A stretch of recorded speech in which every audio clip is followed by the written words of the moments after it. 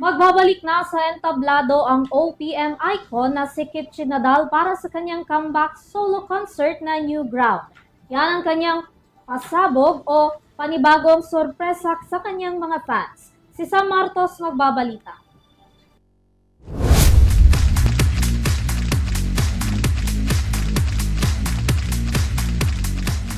Narito na ang ating balitang entertainment.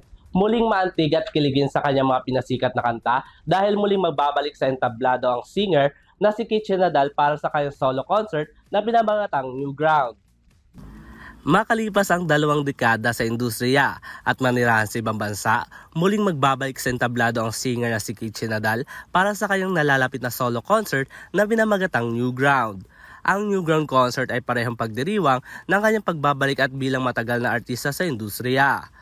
Nakilala si Nadal sa kanyang mga pinasikat na kanta, katulad na lang na Same Ground, Wag na Wag Mo Sasabihin, Bulong at marami pang iba. Kabilang sa kanyang nalalapit na concert ang mga guest performer nito na sina Sealed, Kaya, Iskasakli at marami pang sorpresang artista. Kasabay naman ng kanyang concert, maglalabas din ito ng kanyang bagong EP na may 7 track.